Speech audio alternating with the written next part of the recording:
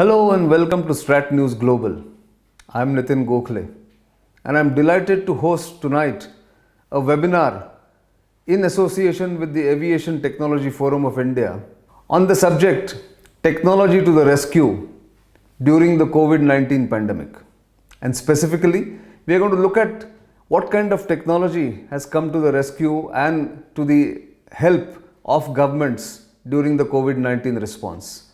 Drones, social media platforms, and other technologies, how the governments have used them to help the people in this pandemic raging across the world. Joining me tonight are four distinguished panelists and, of course, practitioners in a way who are implementing the technology in their respective areas of work.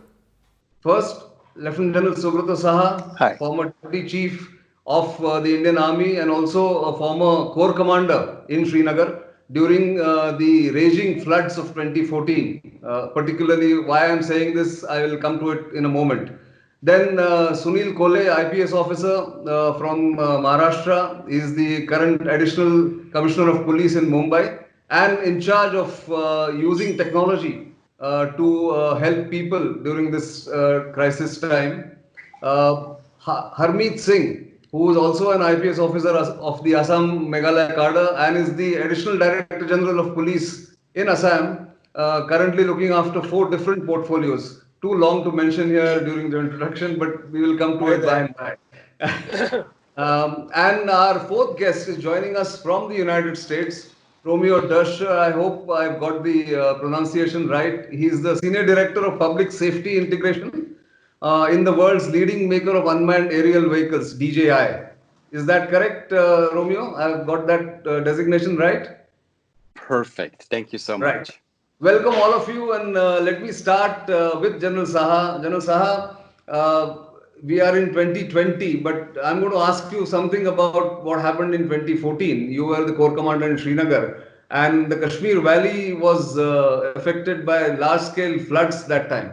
Tell us something about what you did with the drones, which may not be so advanced at that point in time. Briefly, if you can tell us how you use that technology. You see, in Kashmir in 2014, the floods had actually started from South Kashmir and then it kind of traveled through Srinagar into Wular Lake and beyond. So, really speaking, the drones, to be more precise, the UAVs, the most effective were the herons that we were utilizing that time, both in South and North Kashmir, and to a little extent those quadcopters, which weren't particularly very old, but for some local kind of surveillance. And I must mention here that well, initially the way the spate was, it was very fast, but thereafter, besides the ground level which we were getting from those markers at various points on the Jhelum, the herons were very useful to keep, sort of giving us some sort of an advanced warning on the way the whole thing was moving.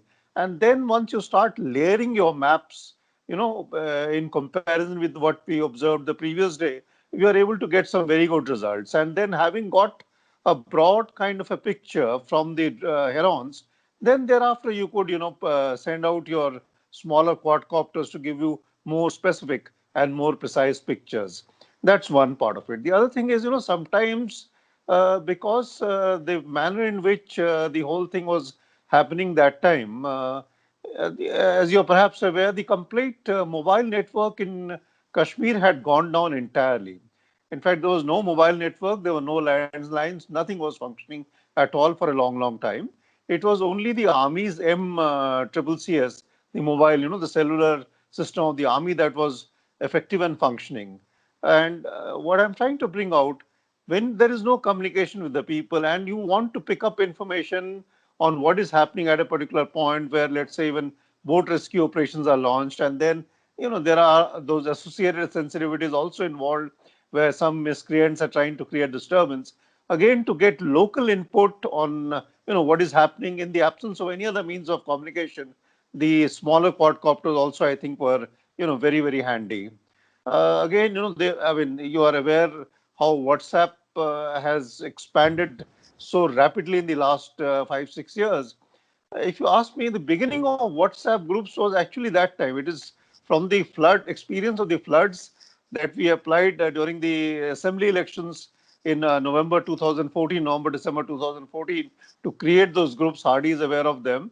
To create those groups by which all of us were, completely up to date with all the information. So And one technology final point really which I comes just in. want to make before I hand it Yeah, back to you, yeah. even in those days, we were able to get some of our handsets of the MCCS, the Army Mobile Cellular System, to get direct feed from the herons. So, in other words, commanders in the field were actually quite up to date with the real time situation.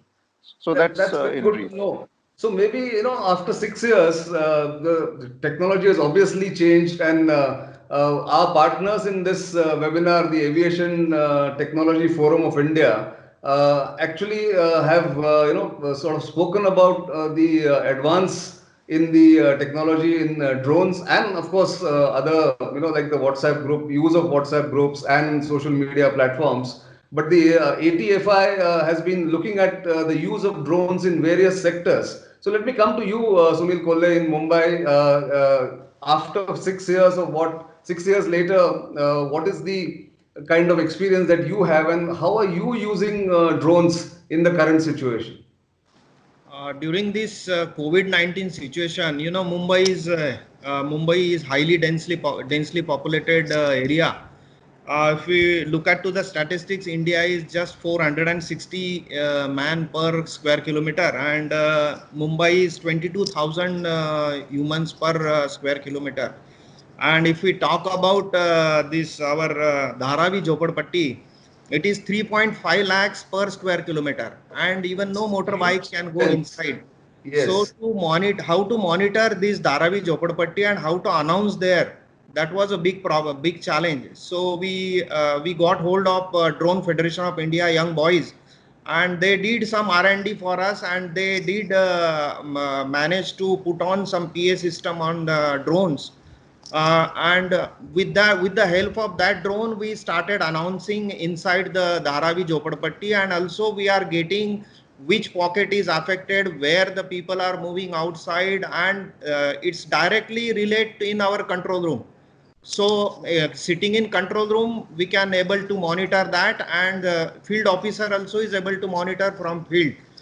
So that way we have been able to contain in one, at least in you must have heard recently that there was another red zone which is called Varli Koliwada. That Varli Koliwada we could successfully control now, because the drone which was continuously engaged there, continuously announcing, even catching up of single person, yes, red chaddi, lal chaddi wala, go inside the house. That kind of thing we are announcing, and asking people to sit in house, stay at home, and stay safe. Let me ask you this, since you are using it in a very innovative way, you put on a public address system on the drones to Yes, warn so people? we used a 26 kg drone. It is in fact 25 kg drone. It comes under that small kind of drone category. And on that drone we mounted a PA system, regular PA system, and the person like PSI who will hold the mic, and he will announce continuously, depending on the situation what he sees. Suppose he sees lot of girls standing there, then he will announce to disperse that mob. He can really see, and even in control room they can watch it on a bigger monitor, and they can instruct the PSI on the field. That's the So way that's a we are trying to control it right now. very innovative use of the drones and the public address system. So I must say, sort of innovating technology and using technology at the same time to try and control the situation there. But I'll come back to you on the usage of the drones in other means and in other ways. But Harmeet Singh, in Guwahati, you've been also using technology in various ways, not just drones, but even social media platforms, getting informing people, getting them to sort of adhere to the guidelines. Tell us your experience. Uh, Nitin, as everyone's talking about drones, so let's start with the drones first. Sure. Our scales are not like Mumbai. Our scales are smaller. So maybe our drones are also a little smaller. So we're using the quadcopters. And our quadcopters have done a great job for us because, interestingly, before the lockdown came, we actually had some sort of a lockdown already in place. So in the interregnum, when we opened for a day, that is when in some of the markets and mandis we saw a major movement of people, and that's where on day one the drones came into play. And you will be surprised that not only are the drones as they're using them innovatively for announcing, we've been able to use the drones also as a deterrent. So the Oh, footage from the drones gone onto the TV channels, telling the people that if this is the way you behave, the virus is going to hit you, actually had the entire media supporting us. And then in the rural areas, sending in a drone into an area where you know there might be a gathering leads to a situation where people feel that they're being photographed, so they go in on their own. So the novelty of a drone in a rural area is also working for us. So we have our drones deployed in all our major urban centers. So they are doing that part. So we have a daily situation where the minute we get any information on any platform, we launch a drone in that area. I'll come back to that. Hardy, give me a moment. Let me go to Yeah, our guest sure. in the United States. Romeo, you heard our three other guests talking about use of drones in crisis situations. As somebody who's part of a leading drones manufacturer and also a senior director in public safety integration, what are your first thoughts when you hear them speaking? And if you can tell us if there are any other ways that they can use drones in such situations. Absolutely, and it's an honor to be with all of you and share a little bit of my experiences. As you may know, I oversee the disaster relief program here, where we actively monitor not only what is happening in the United States with drone use, but globally. And the things that I've heard so far are extremely encouraging, and I can see that they have a lot of benefits already. Some countries are ahead of others in the use of this technology for emergency response or even in a disaster or a pandemic, as we see right now. This is unprecedented. We have never had this situation in most of our lifetimes, and it's global. And so we're seeing some very fascinating use cases that have come out of this. I would like to share a couple of them. Obviously, the drone, one of the big benefits is that immediate situational awareness that it provides to an incident commander on scene or even a command structure further away. That allows for much better, faster, and safer decisions to be made. But what we're also seeing is the post-processing of data. For example, in the United States, a lot of testing sites are being set up or field hospitals are being set up. And these departments go out and they pre-map those areas. It's a series of photographs that are being taken and then in post-processing stitched together. So you have an orthomosaic map. And that map is to scale, very close to scale, almost survey grade kind of data. And now you can start planning your testing site or your field hospital, planning for the traffic flow, trying to figure out ingress and egress points. So a lot of helpful information that can be done. So this approach is more of a data-driven pre-planning tool, and then the data will be useful during the actual operation. So that's one way. The utilization of the speaker obviously has a lot of benefits. It's not new technology. We've had speakers on vehicles, we have megaphones, and we have even speakers on helicopters. But being able now to fly into areas that may not be as safe, maybe lower to the ground, but still away from people, and broadcast a message to a wider audience, that can potentially have a very helpful impact. Obviously, we're also seeing drones being used for delivery. And that is also not fairly novel, but in the way that we're doing it today, it is a little less common. We're seeing drone uses being used to deliver medication across long distances in rural area. But now we're seeing it also happening in a more confined environment like a city. And those can be medication, masks, gloves, whatever may be needed to go to a certain area.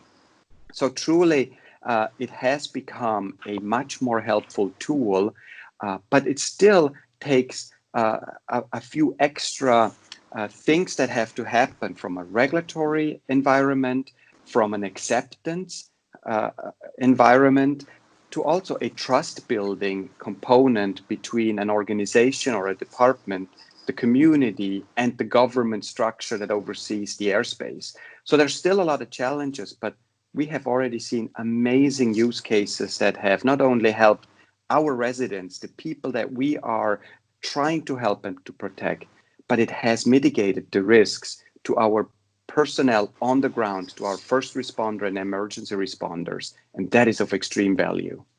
That's right. So I will move away from the practical use of the drones and other technologies to let me ask Sunil Kolle about the regulatory challenges that might occur, and also the challenge of skilling the people, the constables or the lower constabulary and the inspectors who may not be so well up on the technology. How have you managed to do it, and what challenges do you see going forward?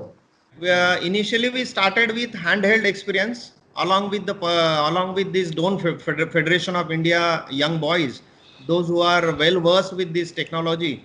So our PSI and two constable used to go along with them, and they used to get trained. Now our boys are well trained. They can handle any sorts of drone nowadays, because they have handled all these modified drones also, then the Mavic drones, then DJI drones. We have almost a fleet of 10 drones with us, different variety of drones, micro drone to small drone. So Right. our boys are now well trained. Okay, but is there a regulatory permission challenge that you see, or is there a regulatory permission challenge, Sunil Kolle, from the civil aviation or the home ministry? Is there something that you have overcome, or you have to take permission even today to use the drones? Yeah, actually, while purchasing every drone, we have taken permission from DGCA to fly the drone. Okay. Actually, Mumbai is cluster of all security, high security areas like Army, Navy, and BARC and everything. But we fly drones with the permission of DGCA, and we take precautions that we don't fly those drones near vital installations. That precaution has been taken because we have been using drones since past 2 years. Okay. We have used drones in even Ganpati festival to route the Ganesh mandals, and not to crowd on particular street, and not to crowd on particular destination. Also during this CA and NRC protest, we used drones used it very effectively to control law and order situations.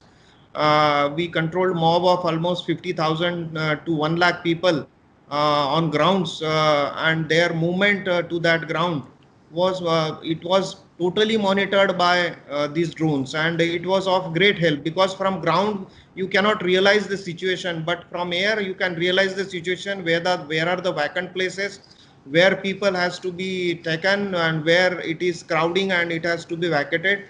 That use we have that kind of thing we have used while using drone. I think you have given us a fair idea of how you use the drones in law and order and crowd situation, large crowd situations. But I am talking to Hardy Singh now. Tell us the other way that you have used technology during this crisis, particularly. See, there's a bit of the drones left, but we'll come back to that later, No, no, as you said. So let's you can talk tell me about. the drones first and then go to the other technology. Okay, Yeah. so another part, I talked to you about the use of drones in the urban areas and the semi-urban and rural areas, but there's also the question of the interstate borders, Right. particularly people trying to enter not from the highway but from other sides. And it's not that we don't want people to enter, but the whole idea is that they must be checked and quarantined if necessary or screened. So drones have been used all along the interstate borders also for this kind of a purpose.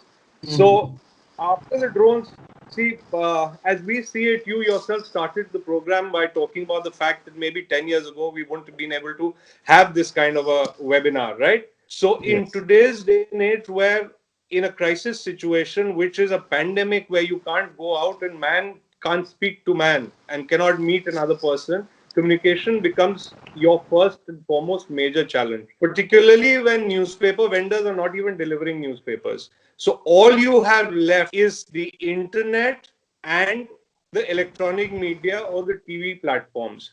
Now, the TV platforms are not government, so they don't have the correct information. So we have, as you know, as far as social media is concerned, Assam police has been a little ahead of the curve. So here also we came into the game very early, and we started almost on the 12th of March. Our first advisory on social media about COVID went out on, I think, around the 12th of March. And since then, we've been at it. So, number one is sensitizing people to what this is, what precautions they have to take, and then what happens vis a vis the lockdown and what are the guidelines. Now, Sure. communication cannot be a one-way street. It has to be a two-way street. So how do the people reach out to us? So not only are our social media platforms open to them, we've also opened out 19 helplines, including those on WhatsApp. So all these 19 work as phone numbers. They also work as WhatsApp helplines, which the boys are handling on computers. So these start from senior citizens, children of senior citizens, who are the senior citizens being alone here, but their children being abroad or being outside, are stranded citizens outside the state, and then, of course, people within the state. Sure. Apart from that, we went in for tele-counseling, as in psychological counseling. So, along with the Guwahati Medical College, we have 6 psychological tele-counseling helplines running. Now, given the fact, Nitin, I'm taking a bit of time because I'm trying to give you Yeah, yeah, the sure. entire strategy. Go ahead. Go Given the ahead. fact that the police force is the largest presence, boots on the ground, vis-a-vis any state, apart from, say, some states where there is a huge army presence, like General Saha really brought it out, and saved Kashmir from the floods, kind of a story. So we are here as the cops. So I've got 61,000 boots on the ground. Now, these 61,000 boots on the ground have been turned not only into a lockdown enforcement agency, but also into a relief agency. So True. we get all our messages on the various social media platforms, whether it's Twitter, Facebook, WhatsApp, or normal phone calls. And we are reaching out with food, with rations, with essentials. And you'll be surprised. Yesterday, the health minister wanted us to count that in the last 20 odd days, how many people has the police gone and supplied medicines to? It was 4,800. So Yeah. 4,800 people who didn't have specialized medicine, we were able to get that. But coming back to communication, now Sure. technology, you've understood the social media part. Second is a Skype kind of thing. So rather than Skype, and Zoom, has its ups and downs. So we're not really Yes. on Zoom. So on the official side, we're using the government network, which is NIC. But otherwise, we're using WebEx. So you're on the move in the car, you're anywhere, you can video conference with 10 of your superintendents of police, you can conference with some of the policemen on the ground. So we've got a huge communication strategy working. And just to give an example of what our reach has been like, on Facebook alone, our post reach in this period of, say, about 24 to 25 days has been 19 million. Now, in a state whose population is 32 odd million, to be able to reach 19 million, I guess we are reaching people. Oh, Then what very. we've done is, General Saha spoke of WhatsApp groups. So our WhatsApp goes down to the last constable that can. So if we are 61,000 strong, say our WhatsApp message, which needs to go to the public, reaches, say, about 40,000 WhatsApps or 35,000 WhatsApps, and he sends it into his social network. So you can imagine the immediate reach of the WhatsApp network that we've created. And this is also flowing back. So because it's flowing back, we are being able to give a lot of relief. That's a really wide-ranging thing. But what I want to ask you, and that's been a question uppermost in many people's mind, Hadi, about the regulatory part of drones, especially because it requires permission from various agencies. Of course, police doesn't face that. But going forward, do you think there has to be a? I mean, all these experiences will get amalgamated, And finally, so a kind of a policy which will be user friendly will emerge from all this. Absolutely, Nitin. There's already a pretty user-friendly policy for small drones that is up. The MHA has mapped all the vital installations. They are graded, they are mapped where you can't fly, no-fly zones, the level of permission required, whether the state government or the district authorities, it's all there. So, in fact, we are not only using, as Ms. Additional CP from Mumbai said, we're not just using our own drones, we've also roped in the professionals who use drones for filming and stuff. And along with our policemen, we're using their drones also with the requisite permissions. So actually, this is a collaborative effort. General Saha would remember that at times in Kashmir, we used private drones also apart from what we had. You know, many of the local people had smaller quadcopters which they used to use for fun with permission. So we used to commandeer those. So the same thing here. I won't use the word commandeer, but people have really come forward. And the That's only thing that. we've allowed is we've allowed the press to use that footage for their websites also. Great to know that. But General Saha, Romeo, I'll come to you. But let me go to General Saha in Delhi. You wanted to make a point, General Saha. Yeah, we have spoken about multiple uses, and now when everybody is hoping for some sort of a relaxation in the lockdown in the coming weeks, I think one of the primary uses for the employment of the drone is also going to be in disinfecting some of the public places. I think that's going to be important, and it has to be a good combination of drones as well as ground bots, for disinfecting every bit. Simple thing like when I say public places, it also includes yours and our offices, where so many people are coming and going. We are all used to, swabbing the floor. We it is not part of our drills to clean the windows, clean those metallic, handles and stuff like that. So it is humanly impossible to do and ensure consistency. So I think we'll have to look at a very good combination of drones for public places and ground bots for all these, other places which need very good, very consistent handling.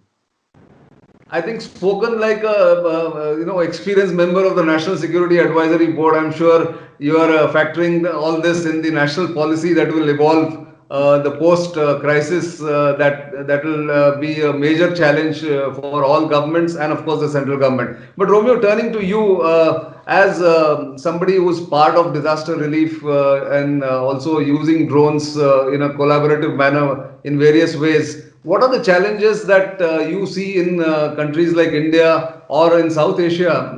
Have you sort of mapped those challenges or some of those issues that you may face going forward? That's a very good question. And yes, integrating new technology, especially into the airspace, is always a challenge in any country. And it takes a good approach to figure out how to do it safely and getting the most benefit out of it. So that's not a question at all. But it's great to see that this panel group here is already very active with the approach that they're taking. And obviously, if we can show leadership how this technology helps, that also gives a much better piece of understanding because our lawmakers, probably across the globe, they don't know all the details. They don't know exactly what technology can do and how it's being used. And unless you are on the ground force, on boots on the ground, you don't really have an understanding. So it's also up to us to help educate our lawmakers on the technology and also be realistic about what the limitations are. But what's important is, and we're seeing that across the globe, is that we are moving forward. We're doing step by step. And instead of doing these big project ideas, let's focus on what can we do right now with what we have and get positive use cases out of it. We are collecting a lot of data right now on the use of drones, how many deployments, what were the challenges, what were the successes, and we're going to put together an after action report that will help everyone understand what was done, what could have done better, and how can we do it so that the next pandemic or the next disaster, hopefully not in a scale like this, but a regional disaster like a flooding that the general mentioned, or an earthquake or a wildfire, that we can deploy this technology safely, more effectively, and under the proper regulatory framework. And I think that will allow us to be more effective and much more safer. That's good to know. So, on that note, let me thank all of you for giving such great insights, practical insights, which were implemented and are being implemented. I'm sure there'll be many more innovative use of the drone technology as well as other technology that is available, is going to be available. Let me also thank our partners, Aviation Technology Forum of India, for being part of this.